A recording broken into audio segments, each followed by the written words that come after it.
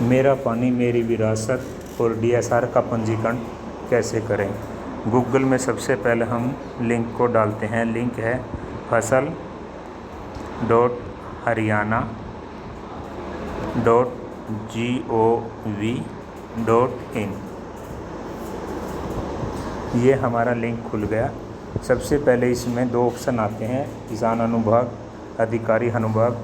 किसान पंजीकरण के लिए किसान अनुभाग पर क्लिक करेंगे। अभी ये हमारे सामने किसान पंजीकरण प्रिंट, बैंक विवरण बदलें, काफ़ी ऑप्शन आ गया, जिसमें पहला ही ऑप्शन है किसान पंजीकरण। हम किसान पंजीकरण पर क्लिक करेंगे। ये किसान लॉगिन फॉर्म के लिए किसान का मोबाइल नंबर मांगेगा। इसमें हम किसान का मोबाइल नंबर डालते हैं 8607216662। इस पर हम लॉगिन करेंगे तो किसान के मोबाइल पे 6 अंकों का एक OTP जाएगा, जिसमें हम किसान के मोबाइल से OTP लेके भरेंगे। OTP है 507082। इसको हम सत्यापित करेंगे। अब आगे चल के दो ऑप्शन आते हैं कि क्या आप अपनी परिवार की पहचान पत्र ID जानते हैं, हाँ या नहीं। यदि हाँ, फैमिली ID जानते हैं तो हम हाँ करेंगे, यदि नहीं तो नहीं करेंगे। नहीं वाले ऑप्शन में जाते ही हमें आधार नंबर डालना होगा, जिससे फैमिली ID निकल के आएगी। और यदि जानते हैं तो हाँ करेंगे। हम हाँ पे क्लिक करते हैं, जिसमें परिवार पहचान पत्र ID भरने का ऑप्शन आ जाता है। अब हम किसान की परिवार पहचान पत्र ID भरते हैं, जो ID है 7EYF0519। इसको हम जारी रखे पे क्लिक करेंगे। क्लिक करने के बाद जो परिवार पहचान पत्र में जितने भी मेंबर हैं, सभी की डिटेल निकल के हमारे डिस्प्ले पे आ जाएगी, जिसमें संदीप सिंह जैसे परिवार के जितने भी सदस्य हैं। अब जिस किसान के नाम से हम पंजीकरण कर रहे हैं, उस नाम के आगे हम टिक मार्क करेंगे। जैसे इसमें किसान का नाम संदीप सिंह है, तो हम संदीप सिंह के आगे टिक मार्क करेंगे और जारी रखे के ऑप्शन को दबाएंगे। दोबारा से फिर ये उसी मोबाइल पे OTP जाएगा, जो मोबाइल नंबर फैमिली ID में दिया हुआ है। कई बार किसान शुरू में दूसरा मोबाइल नंबर दे देते हैं और फैमिली ID में परिवार के किसी सदस्य का दूसरा मोबाइल नंबर हो सकता है। इसलिए इस ऑप्शन में OTP उसी मोबाइल नंबर पे जाएगा, जो मोबाइल नंबर हमने फैमिली ID में दिया हुआ है। अब हम OTP भेजे पे क्लिक करेंगे, जिसमें 4 अंकों का OTP आएगा। OTP है 6262। अब हम इसको सबमिट करेंगे। सबमिट करने के बाद ये सारी किसान की जानकारियाँ खुल के हमारे सामने आ गई हैं। अब इसमें जानकारी के नीचे जो ट्यूबवेल का विवरण है, क्या आपके पास पंजीकृत भूमि पर बिजली से चलने वाला ट्यूबवेल है। यदि हाँ, तो हमें उसमें जो कनेक्शन का नंबर है, उसका अकाउंट नंबर वो भरना होगा, बिजली के कनेक्शन का नंबर। यदि नहीं तो हम नो करेंगे। हम इस पर नो करते हैं। इसके बाद किसान का हमने इसमें विवरण भरना होता है। इसका विवरण पहले से ही भरा हुआ है। यदि किसी भी किसान का विवरण नहीं भरा हुआ तो उसका विवरण हमें इसमें डालना है। सबसे पहले IFSC कोड, जो बैंक का IFSC कोड होता है, फिर बैंक का नाम, खाता संख्या। बैंक का नाम IFSC कोड डालते ही अपने आप आ जाएगा। फिर खाता नंबर हमें मिलान करने के लिए इसमें 2 बार डालना होता है। उसके बाद नीचे लिखा होता है नोट, कृपया अगले चरण पर जाने से पहले सभी विवरण जांच लें, और उसको हम टिक मार्क करेंगे और जारी रखें के ऑप्शन को दबाएंगे। आपकी सूचना संरक्षित कर ली गई है, इसको हम बंद करेंगे। अब किसान का जो विवरण है वो सुरक्षित हो गया है। अब हमें भूमि का विवरण भरना है। भूमि का विवरण भरने के लिए हमारे पास ऊपर लिखा आ गया है ज़िले का नाम, तहसील, गांव, शहर, मुरब्बा नाम। सबसे पहले हम ज़िले के नाम पे क्लिक करेंगे, कैथल। तहसील का नाम कैथल। गांव का नाम जो भी किसान का गांव या जिस गांव के अंदर उस किसान की ज़मीन है जहाँ पे वो खेती करता है उस गांव के नाम को हमने इसमें भरना है। यहाँ पे हम गांव का नाम भरते हैं, गांव शांगण, गांव शांगण। उसके बाद यहाँ पे ज़मीन विकल्प चुने, यानी ज़मीन का पता करने के लिए दो विकल्प हमारे सामने हैं। जमाबंदी में मालिक का नाम डालें या मुरब्बा संख्या। यदि हमें मुरब्बा संख्या पता है तो मुरब्बा डालें, और जमाबंदी का नाम मालूम है तो नाम डालें। जमाबंदी में मालिक का नाम हिंदी में डालना होगा। यहाँ पे हम मुरब्बा संख्या डालेंगे। मुरब्बा संख्या डालने के बाद आगे मुरब्बा का ऑप्शन आ जाता है, उसको क्लिक करेंगे। इस पे जो भी हमें मुरब्बा की किले नंबर भरने हैं उस मुरब्बा को सेलेक्ट करेंगे। यहाँ पे हम मुरब्बा संख्या सेलेक्ट करते हैं 32। जैसे ही हमने मुरब्बा संख्या 32 को सेलेक्ट किया, अब हमारे सामने मुरब्बा के जितने भी किले हैं वो खुल के सामने आ गए हैं। जैसे 32 का 1, 32 का 10, 32 का 11, 32 का 12 का 1, 13, इस प्रकार से सभी किले नंबर हमारे सामने आ गए हैं। इसमें से हम किसान ने जो भी किला सेलेक्ट करना है उसको क्लिक करेंगे। यहाँ पे हम किसान का किला नंबर सेलेक्ट करेंगे 32 का 24 का 2, 32 का 24 का 2 किला नंबर भरेंगे हम यहाँ पे।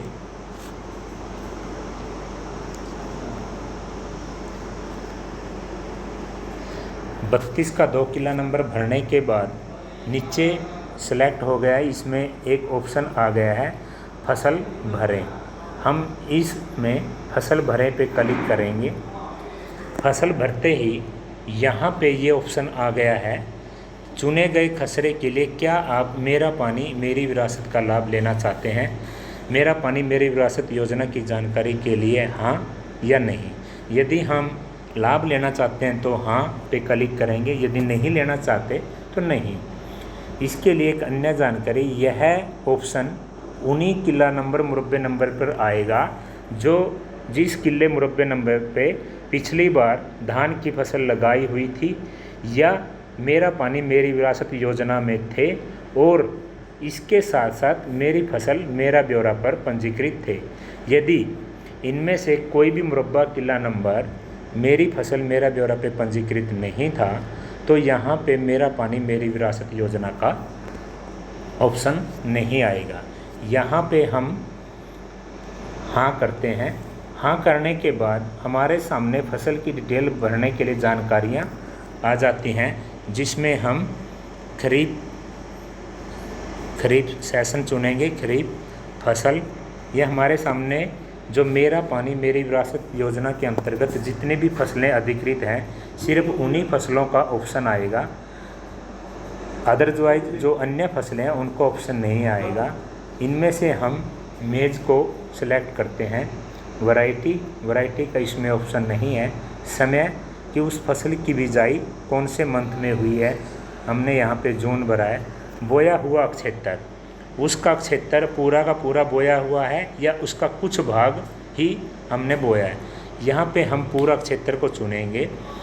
4 कनाल इसका क्षेत्र था पूरा। यदि हमने इसका 2 कनाल ही बिजाई की है तो उसके लिए हम भाग क्षेत्र पे क्लिक करेंगे और यहाँ पे हमें 2 कनाल 0 मरला भरना होगा। यदि हम पूरा भाग क्षेत्र को चुनते हैं तो यहाँ पे अपने आप उसकी जितना भी क्षेत्र है आ जाता है। काश्तकार श्रेणी, अब काश्तकार श्रेणी में जिस ज़मीन को हमने सेलेक्ट किया है उस पे खेती करने वाला वो खुद मालिक है या रिकॉर्ड में काश्तकार है या अन्य काश्तकार है। यदि वो खुद मालिक है तो हम खुद काश्त को सिलेक्ट करेंगे। यदि वो अन्य काश्तकार है तो हम अन्य काश्तकार को सिलेक्ट करेंगे। अन्य काश्तकार को सिलेक्ट करने के बाद अगली अन्य श्रेणी में ऑप्शन आएगा कि खेती करने वाला ठेका पे खेत ले रखा है या बंटाई पे खेत ले रखा है, या मालिक से पारिवारिक संबंध है, उसका कोई भाई भतीजा बेटा जो भी है। यहाँ पे हम ठेका के सेलेक्ट को दबाएंगे। उसके आगे मालिक चुनें। इसमें हमें उस ज़मीन के मालिक का नाम भरना होगा जो भी इसमें ज़मीन का मालिक है। इसमें हम गुरनाम सिंह ज़मीन के मालिक को सिलेक्ट करते हैं, क्योंकि इस मुरब्बे किले नंबर का जो मालिक है वो गुरनाम सिंह है। उसके बाद क्या आप प्रधानमंत्री फसल बीमा योजना के तहत लाभ प्राप्त करना चाहते हैं, यानी फसल बीमा योजना का ऑप्शन आएगा। यदि आप उस योजना का लाभ लेना चाहते हैं तो हाँ दबाएं, यदि नहीं लेना चाहते तो नहीं दबाएं। यहाँ पे हम हाँ दबाएंगे और ऐड के ऑप्शन को क्लिक करेंगे। यहाँ पे ऐड करने के बाद हमारी ये फसल ऐड हो गई और इसमें दर्ज करें का ऑप्शन आ गया है। अब हम इसको दर्ज करते हैं। आपकी फसल की जानकारी को संशोधित किया गया है, उसको क्लोज करते हैं। अभी जैसे होने के, यदि हमने इसमें कोई और भूमि विवरण जोड़ना है तो भूमि विवरण जोड़ें पे क्लिक करेंगे, और यदि हमें भरा गया भूमि विवरण देखना है तो वो भरा गया भूमि विवरण हम देख सकते हैं कि हमने कौन से मुरब्बे का कौन सा नंबर किला भर दिया है। यदि हमने कोई और भूमि विवरण नहीं जोड़ना है तो उसमें हम जारी रखें पे क्लिक करेंगे। यदि हम भूमि विवरण जोड़ना चाहते हैं तो इसमें हम भूमि विवरण जोड़ सकते हैं। भूमि विवरण जोड़ने के लिए वापस फिर हम अलग से मुरब्बा किला नंबर सेलेक्ट करना होगा। भूमि विवरण में हम एक किले नंबर को और सेलेक्ट करते हैं। इसमें हम उसी गांव का 35 नंबर मुरब्बा सेलेक्ट करते हैं। 35 नंबर मुरब्बा सेलेक्ट करने के बाद 35 मुरब्बे के सभी किले हमारे सामने आ जाते हैं। इसमें हम 35 का 12 नंबर किला को सेलेक्ट करते हैं। जैसे ही 35 के 12 नंबर किले को हमने सेलेक्ट किया तो उसमें नीचे फसल भरे के ऑप्शन पर क्लिक करेंगे। फसल भरे के ऑप्शन पर क्लिक करते ही हमें यहाँ पे एक ध्यान देने की बात है, जिस पे हमें ध्यान देना होगा कि यहाँ पे जो पिछले किले नंबर में जो ऑप्शन आया था, इस किले नंबर पे वो ऑप्शन नहीं आया। वो ऑप्शन था कि क्या आप मेरा पानी मेरी विरासत योजना का लाभ लेना चाहते हैं, लेकिन यहाँ पे वो ऑप्शन नहीं आया है। वो ऑप्शन नहीं आने का कारण है कि इस मुरब्बे किले नंबर का पिछले साल धान की फसल के लिए मेरी फसल मेरा ब्यौरा पे पंजीकरण नहीं हुआ था, इसलिए इसमें वो मेरा पानी मेरी विरासत योजना का ऑप्शन नहीं आया। इसमें हम DSR का जो पंजीकरण है वो पंजीकरण कर सकते हैं। यदि हम जो पिछली बार हमने जो पीछे मेरा पानी मेरी विरासत का पंजीकरण किया है उस किले में भी यदि DSR का करना चाहते थे तो हमें मेरा पानी मेरी विरासत पे नहीं करना सेलेक्ट करके और हम इसी ऑप्शन पे आ जाते। यहाँ पे हम सबसे पहले ऋतु चुनेंगे, खरीफ फसल। यहाँ पे यदि हमने DSR की है तो उसके लिए धान, और यदि सिर्फ अन्य फसलों का मेरी फसल मेरा ब्यौरा पे पंजीकरण करना चाहते हैं तो अन्य फसल को चुन सकते हैं। यहाँ पे हम DSR के लिए धान को चुनते हैं। जैसे ही धान, उसमें वैरायटी, इसमें 2 प्रकार की वैरायटी हैं, बारीक धान और मोटी।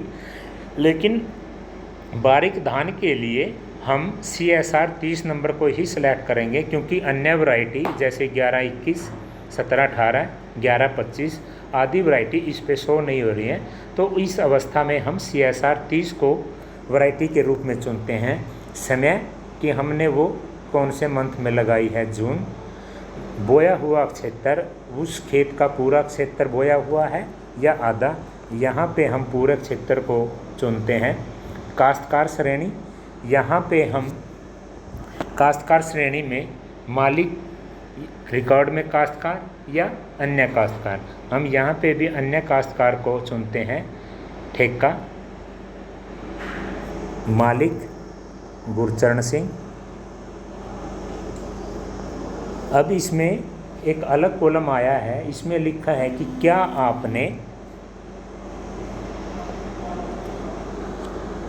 आपने डीएसआर पद्धति से धान की बिजाई की है। यदि आपने डीएसआर पद्धति से बिजाई की है या डीएसआर का पंजीकरण करना चाहते हैं तो हाँ। यदि आपने ट्रांसप्लांटिंग यानी कि जीरी को लगाने के तरीके से लगाई है तो नहीं का ऑप्शन चुनेंगे। यहाँ पे हम डीएसआर के लिए हाँ करेंगे और ऐड के ऑप्शन को चुनेंगे। जैसे ही हमने इसको चुनने के बाद नीचे दर्ज करे का ऑप्शन आ गया है, उसको हम क्लिक करेंगे। इस प्रकार हम भरा गया पूरा विवरण देखेंगे। इसमें देखते ही हमारा जो हमने 32 का 24 का 2 किला नंबर मेरा पानी मेरी विरासत में मक्का का पंजीकृत किया है और दूसरा किला जो 35 का 12 हमने धान की डीएसआर के लिए पंजीकृत किया है। अब हम जारी रखें के ऑप्शन को दबाएंगे। जारी रखें के ऑप्शन को चुनते ही हमारे सामने अब मंडी का ऑप्शन आएगा कि मंडी का विवरण हमने भरना है। हर एक फसल के लिए मंडी के विवरण पे अलग अलग हमें विवरण भरना होगा। मक्का के लिए हम ऐड अपडेट को क्लिक करेंगे। ऐड अपडेट को क्लिक करते ही हमारे सामने सबसे पहले मंडी का ज़िला, यहाँ पे हम कैथल ज़िला मंडी, कैथल ज़िले में मक्के की फसल के लिए सिर्फ एक ही मंडी अधिकृत की गई है, वो है कैथल। अड़ती, इसमें अगर आप अड़ती का नाम भरना चाहते हैं तो भर सकते हैं। यदि आप कोई भी अड़ती को नहीं भरना चाहते तो नहीं भी कर सकते हैं। यहाँ अड़ती का नाम ज़रूरी नहीं है, केवल मंडी ज़रूरी है। इसको हम सबमिट करते हैं। इसके बाद हम डीएसआर के लिए मंडी का ऑप्शन चुनते हैं। जैसे ही हमने ऐड अपडेट दबाया तो ज़िला कैथल मंडी, अब हमारे सामने जहाँ जहाँ पे भी धान की मंडी अधिकृत की गई हैं वो ऑप्शन आ गए हैं। यहाँ पे हम कैथल की मंडी को सेलेक्ट करते हैं और सबमिट करते हैं। इस प्रकार अब दोनों ही मुरब्बे किले नंबर में दोनों ही फसलों के लिए हमारा मंडी का विवरण भरा गया है। इस दौरान एक चीज़ और ध्यान देने की है, यदि दोनों ही मुरब्बे किले नंबर में हमारी एक ही फसल होती तो हमें मंडी का विवरण एक ही बार भरना होता। यहाँ पे हमारी 2 फसलें थी, इसलिए दोनों फसलों के लिए अलग अलग मंडी का विवरण भरना पड़ा। अब हम जारी रखें पे क्लिक करते हैं। धन्यवाद, आपके द्वारा बोई गई फसल की जानकारी सफलतापूर्वक दर्ज कर ली गई है। यह पंजीकरण हमने अपने मोबाइल से किया है। यदि इसी पंजीकरण को हम अपने कंप्यूटर या लैपटॉप से करेंगे, जैसे ही हमने सबमिट किया तो यहाँ पे 2 ऑप्शन आपके सामने आएंगे, पूरा ब्यौरा देखें और ये समाप्त करें। जैसे ही हम पूरा ब्यौरा देखें को क्लिक करेंगे तो हमारे सामने पूरे की पूरी फसल के विवरण का प्रिंट निकल के आएगा और हम उसका प्रिंट भी निकाल सकते हैं। आशा करते हैं मेरे द्वारा दी गई जानकारी से आप किसानों को पंजीकरण करने में सहायता कर सकेंगे। धन्यवाद।